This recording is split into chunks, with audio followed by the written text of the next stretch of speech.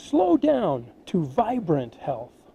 Learn how slowing down can actually help you lose those last few nagging symptoms. And we're going to help you get started with just 3 simple steps.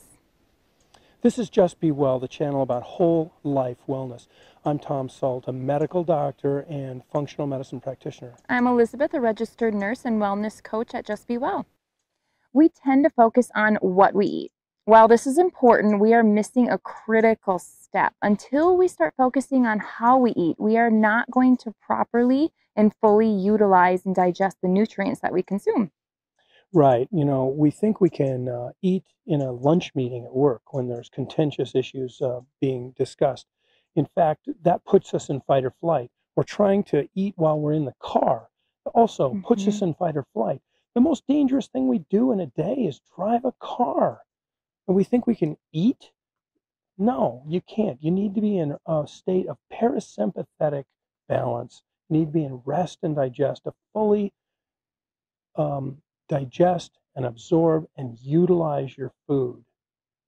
I think it's common for a lot of us to hop in the car in the morning, even if it is with our perfectly prepared, healthy morning smoothie, we still drink it in a rush. Absolutely. So what does eating in this state do? Consistently eating in this state leads to those symptoms of abdominal bloating, constipation, diarrhea. It increases our cortisol, which leads to further symptoms of irritable bowel syndrome. It can increase your cravings. So when you're trying to eat in fight or flight, you're shunting blood away from your gut. Your blood's going to your muscles so that you can fight or run, fight or flight. That means you're not going to digest well, you're not going to absorb well, and we know that 70% of your immune system lines your gut. So you're going to have deficiencies of your immunity. Additionally, this happening in a chronic state can lead to something called leaky gut, which can lead to abnormal interactions between the stuff that lives in your gut and your immune system. This can lead to molecular mimicry, which can result in food sensitivities or excess inflammation or even autoimmunity. So it's something really to be avoided. So what can we do? Stick around and we're going to tell you about 3 simple steps that you can start doing right now today. Please subscribe, please hit the button, and we'll get to those 3 steps right now. Step 1, take time to breathe before you eat. When you sit down at the beginning of your meal, take a moment before you start eating to take a few deep breaths. I like to take 3-second breaths. Breathe in. On a count of 3, hold it for 3 seconds, exhale for 3 seconds. Do this a few times. A few more is even better, but a few times is sufficient to just get you grounded before you start your meal. And bring into those breaths some gratitude. Gratitude for the meal, gratitude for the 10,000 people that were involved in the preparation of the food and shipping it and bringing in the store and stocking it, and all of the little jobs that we never ever think about. And you can do this with everyone else at the table as well. Yeah. Increase the length of your meals. Meals are sacred. It is food which sustains us. So take a little time. Be appreciative of the food. Be appreciative of the meal. 10 minutes in the morning during breakfast. No phones, no social media, no newspapers. Just be present.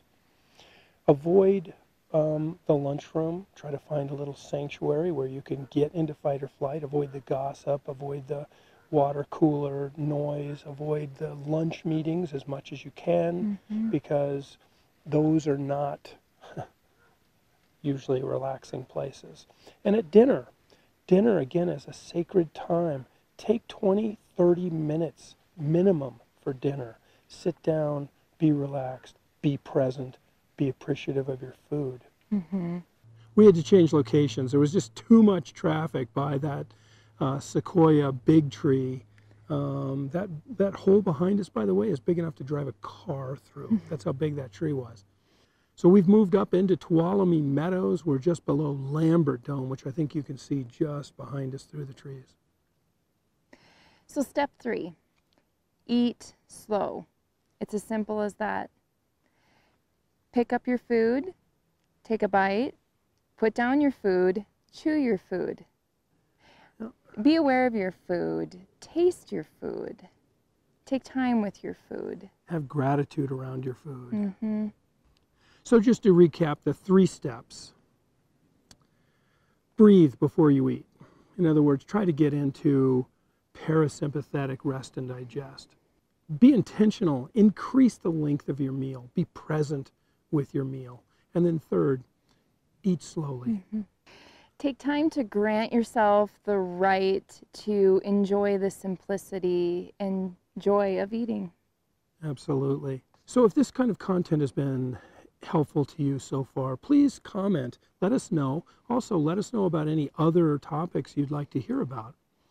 And don't forget, subscribe and hit the bell so that you get notifications from us. We love to hear from you. Absolutely.